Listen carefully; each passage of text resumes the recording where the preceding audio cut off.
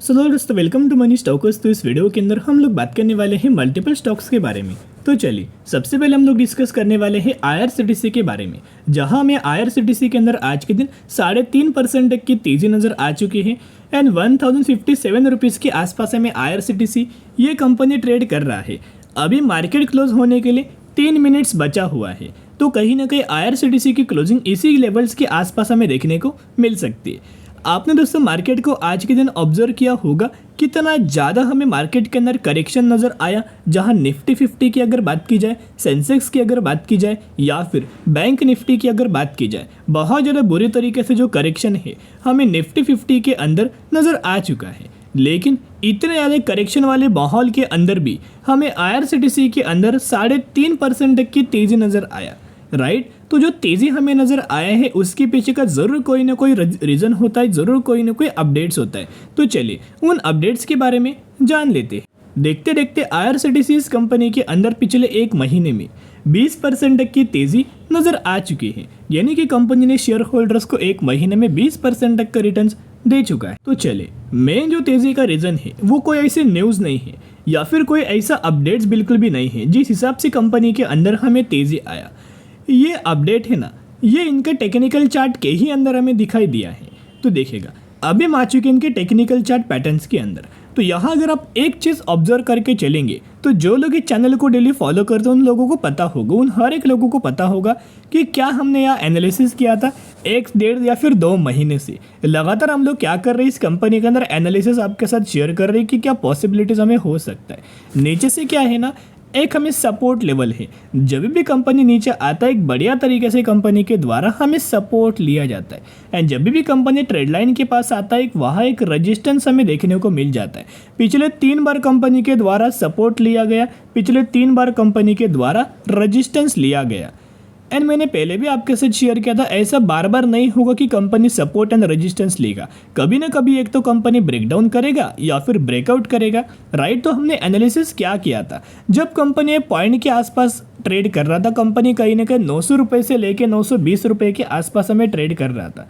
यहाँ हमने क्या एनालिसिस किया था कि जब भी कंपनी रेजिस्टेंस लेवल पर आता है ना वहाँ से डायरेक्ट हमें करेक्शन आता है। सेकेंड बार कंपनी आया वहाँ से भी डायरेक्ट करेक्शन आया, थर्ड बार कंपनी आया वहाँ से भी डायरेक्ट करेक्शन आया, लेकिन करेंटली कंपनी रेजिस्टेंस लेवल पर आके हमें होल्ड कर रहा है, यह कंसोलिडेट कर रहा है।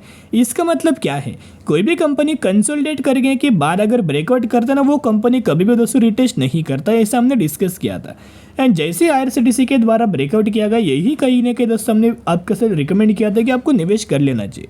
और जैसे अगर आप देखोगे जैसे कंपनी 910 920 रुपये से निकला है, अभी कंपनी 1060 रुपये के आसपास हमें ट्रेड कर रहा है।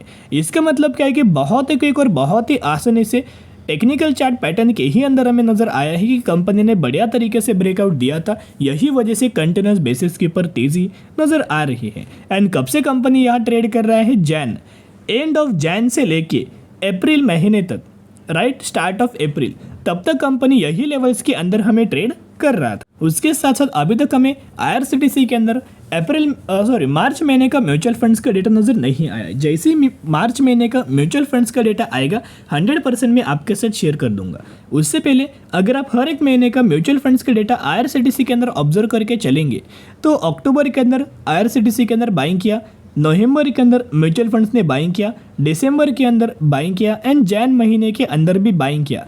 ये जो ग्रीन आपको दिखाई दे रहा है ना, ये बाइंग का दोस्तों डेटा है। आप देख सकते हो कितना ज़्यादा हमें म्यूचुअल फंड्स एग्रेसिवली IRCTC के अंदर बाइंग कर रहे हैं, लेकिन फेब महीने के अंदर हमें माल बेचा गया तो बहुत ही कम माल दोस्तों बेचा गया था, राइट। इसे माल बेचना नहीं बोल सकते, जिन म्यूचुअल फंड्स के द्वारा, जिन लोगों के द्वारा म्यूचुअल फंड्स के अंदर इन्वेस्ट किया गया था उन लोगों के द्वारा प्रॉफिट बुकिंग दिया गया, तो जिस वजह से थोड़ा बहुत हमें इन्होंने IRCTC के अंदर माल दोस्तों बेचा, क्योंकि IRCTC के अंदर अच्छा खासा म्यूचुअल फंड्स का बेनिफिट्स मिल रहा था। अभी मार्च महीने के अंदर क्या नज़र आ सकता है और बड़ी खरीदारी आपको मार्च महीने का जब डेटा आएगा उसके अंदर देखने को मिल सकता है। तो जैसे ये डेटा आएगा ना 100% मैं आपके साथ शेयर कर दूंगा, लेकिन कहने का मतलब इतना ही है कि हर एक महीने के अंदर IRCTC के अंदर म्यूचुअल फंड एग्रेसिवली बाइंग कर रहे हैं, तो ये बहुत अच्छी खासी और पॉजिटिव वाली बात है। अगर आप यहाँ हर एक फंड्स का अगर आप ऑब्जर्व करेंगे कितने बाइंग ये लोग कर रहे हैं, जैसे कि बंधन का एक फंड है ऑलमोस्ट कहीं ना कहीं 5,800 करोड़ की बाइंग किया है। आदित्य बिरला के द्वारा 10,500 करोड़ की बाइंग, आईसीआईसीआई प्रूडेंशियल्स के द्वारा 4,400 करोड़ की बाइंग, डीएसपी के द्वारा 3,000 करोड़ की बाइंग, एचएसबीसी के द्वारा 2,000 करोड़ की buying and HDFC large and mid cap funds के द्वारा 16,700 करोड़ की बाइंग किया गया है। उसके साथ साथ तेजी आने का एक और दोस्तों कारण हो सकता है, रीजन हो सकता है। अभी हम आ चुके मूविंग एवरेज वाला टेक्निकल चार्ट मैंने आपके साथ ओपन किया है। जैसे ही कंपनी ने मूविंग एवरेज को ब्रेक किया था, कहीं ना कहीं हर एक ब्रेक जो लेवल जब म्यूचुअल फंड्स जो कंपनी ट्रेड कर रहा था मूविंग एवरेज के नीचे, जैसे कंपनी मूविंग एवरेज को नीचे ब्रेक कर रहा था, ब्रेकडाउन दे रहा था, वैसे वैसे हम लोग आईआरसीटीसी के अंदर बाइंग कर रहे थे। जैसे ब्रेक कर रहा था हमने यहाँ इस लेवल पर खरीदारी किया था, जैसे ब्रेक किया इस लेवल पर खरीदारी किया एंड रिसेंटली जैसे फिर से कंपनी 50 दिन के मूविंग एवरेज पर आया, जो कि येलो लाइन आपको इंडिकेट्स करता है यहाँ कंपनी के द्वारा एक डब्ल्यू पैटर्न हमें क्रिएट हुआ था। जैसे इस पैटर्न का दोस्तों ब्रेकआउट किया गया, जैसे हमने टेक्निकल चार्ट पर आपके साथ शेयर किया था कि फाइनली कंपनी 50 दिन की मूविंग एवरेज पर आ चुका है, ब्रेकडाउन भी किया हुआ है और यहीं से कंपनी अच्छा खासा एक सपोर्ट ले सकता है। जैसे यहाँ भी लोगों के द्वारा हमें बाइंग किया गया, वैसे कंपनी के अंदर लगातार तेजी आए। तो कंपनी कोई बुरा नहीं है, बिजनेस भी कंपनी का बहुत अच्छा और फंडामेंटली कंपनी स्ट्रांग है। तो एक रिक्वेस्ट मैं आपके साथ करना चाहूँगा, अभी क्या है ना, जल्दबाजी के अंदर निवेश मत करना। सबसे पहले कंपनी को रुकने दीजिएगा, थोड़े बहुत प्रॉफिट बुकिंग होने दीजिएगा और उसके बाद निवेश करने की कोशिश करना, क्योंकि हर एक डिप्स के अंदर हम लोगों को अच्छी कंपनी के अंदर दोस्तों माल में बाइंग करना है, ताकि लॉन्ग टर्म के अंदर अच्छा खासा मैक्सिमम तरीके से रिटर्न हम लोग को मिल सके। अभी हम बात करने वाले हैं केपीआईटी के बारे में, जहां केपीआईटी के अंदर आज के दिन ऑब्जर्व करेंगे तो 1% तक की गिरावट नजर आया। 1475 रुपीज़ के आसपास हमें क्लोजिंग नजर आ चुकी है। मेन जो रीज़न है केपीआईटी के अंदर गिरावट के लिए, वो आप बोल सकते हो कि स्टॉक मार्केट के अंदर आज के दिन हमें करेक्शन नजर आया। उस हिसाब से मैक्सिमम कंपनीज देखोगे, मैक्सिमम सेक्टर्स देखोगे, जो सेक्टर्स बिल्कुल भी गिरना नहीं चाहते थे, जो स्टॉक्स बिल्कुल भी गिरना नहीं चाहते थे, लेकिन अगर मार्केट दोस्तों गिरता है ना, तो हर एक सेक्टर और हर एक स्टॉक हमें मैक्सिमम तरीके से गिरावट हमें होते हैं 1%, 2% या फिर 3%। तो बेसिकली जो गिरावट हुआ है वही रीजन के कारण हुआ है। लेकिन अभी भी अगर आप केपीआईटी देखोगे टॉप से लेके करंट प्राइस तक, अभी भी केपीआईटी में 15% तक की गिरावट के अंदर मिल रहा है। ये कंपनी फंडामेंटली बहुत ज़्यादा स्ट्रांग है। कहीं ना कहीं हमें कुछ दिनों पहले ये कंपनी, वही कंपनी जो अभी 15% तक की गिरावट के अंदर जो आपको मिल रहा है ना, ये 22% तक की गिरावट के अंदर हमें मिल रहा था। लेकिन कहीं ना कहीं हमने लगातार गिरावट के ही अंदर दोस्तों बाइंग किया था, बायोंड स्ट्रेटेजी अप्लाई किया था एंड जब से इस लेवल पर हमने बाइंग किया तो यही लेवल से अच्छी खासी रिकवरी हमें देखने को मिल चुकी। लेकिन जो पॉइंट से हमने बाइंग किया वही पॉइंट से केवल लगातार हमें रिकवरी आई है। उसके पीछे का दोस्तों रीजन होता है, उसके पीछे का कुछ एनालिसिस होता है, उसके पीछे का कुछ स्टडी होता है। जैसे कि अगर आप अब ऑब्जर्व करेंगे तो यहाँ मैंने मूविंग एवरेज वाला टेक्निकल चार्ट ओपन किया है। येलो लाइन इंडिकेट्स करता है 50 दिन का मूविंग एवरेज और ग्रे लाइन इंडिकेट्स क्या करता है 200 दिन का मूविंग एवरेज। तो जब भी कंपनी 50 दिन के मूविंग एवरेज पर आएगा और अगर सपोर्ट नहीं लेता है, राइट, अगर ये सपोर्ट नहीं लेता है तो ये फिर कंपनी 200 दिन के मूविंग एवरेज पर आता है। अगर 50 दिन के मूविंग एवरेज के ही ऊपर कंपनी सपोर्ट लेता है और वहीं से अगर रिकवरी आती है, तो आप समझ जाना कि 50 दिन के मूविंग एवरेज के ऊपर कंपनी के द्वारा हमें सपोर्ट लिया गया। लेकिन अगर कंपनी 50 दिन के मूविंग एवरेज के ऊपर सपोर्ट ना लेके 200 दिन के मूविंग एवरेज पर आता है ना, तो बहुत ज़्यादा चांसेस ये होता है कि जो फंडामेंटली स्ट्रॉन्ग कंपनी होता है, ये 200 दिन के मूविंग एवरेज को रिस्पेक्ट करके वहीं से एक सपोर्ट लेता है, राइट। तो जो रिकवरी हमें देखने को मिला है ना, यही 200 दिन के मूविंग एवरेज के पॉइंट से ही हमें रिकवरी हुआ है।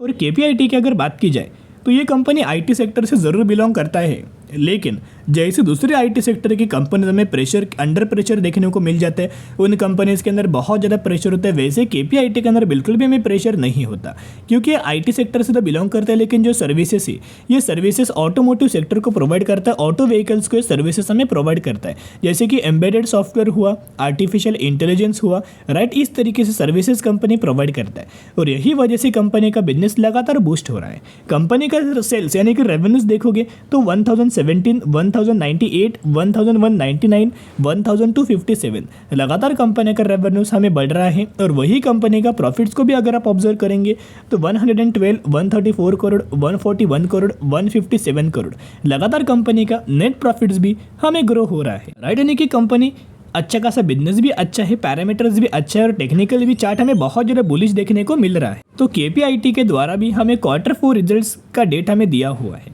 जैसे आपको पता है कि हर एक कंपनी का रिजल्ट इसी महीने आने वाला है, बहुत सारे कंपनीज का रिजल्ट इस महीने और अगले महीने देखने को मिलने वाला है। तो KPIT का रिजल्ट्स भी इसी महीने आने वाला है, जिसका डेट कंपनी के द्वारा मेंशन किया गया है 24 अप्रैल 2024। ये डेट जरूर ध्यान में रखना कि 29 अप्रैल को KPIT का Q4 का रिजल्ट्स आने वाला है। उसके साथ साथ कंपनी डिविडेंड का भी बेनिफिट Q4 रिजल्ट्स के साथ साथ हमें मिलने वाला है, यानी कि एक साथ दो बड़े धमाके हमें देखने को मिलने वाले हैं। एंड जो करंटली कंपनी KPIT जो 15% की गिरावट के अंदर मिल रहा है ना दोस्तों, बहुत बड़ी बात है, बढ़िया तरीके से मौका है, बिग अपॉर्चुनिटीज है। तो जितना कंपनी गिरावट के अंदर मिले उतना कंपनी के अंदर बाय ऑन स्ट्रेटेजी अप्लाई करके चल सकते हो। अभी हम बात करने वाले हैं सूरत वाला बिजनेस ग्रुप लिमिटेड के बारे में, जो कि 955 रुपीज़ पर कंपनी ट्रेड कर रहा है और मैक्सिमम में 332% तक का रिटर्न शेयर होल्डर्स को बना के दे चुका है। ये वही कंपनी रिसेंटली कंपनी ने 1:10 रेशियो का स्प्लिट का अनाउंसमेंट किया था, जिसके अंदर आपको 1 के बदले 10 शेयर मिलने वाले हैं। तो जरूर कंपनी के बारे में स्टडी एनालिसिस कर सकते हो। चलिए दोस्तों, आज के लिए इतना ही। अगर आपको ये वीडियो पसंद आए जरूर वीडियो को लाइक और चैनल को सब्सक्राइब करके चल सकते हो। फिर मिलेंगे, बाय।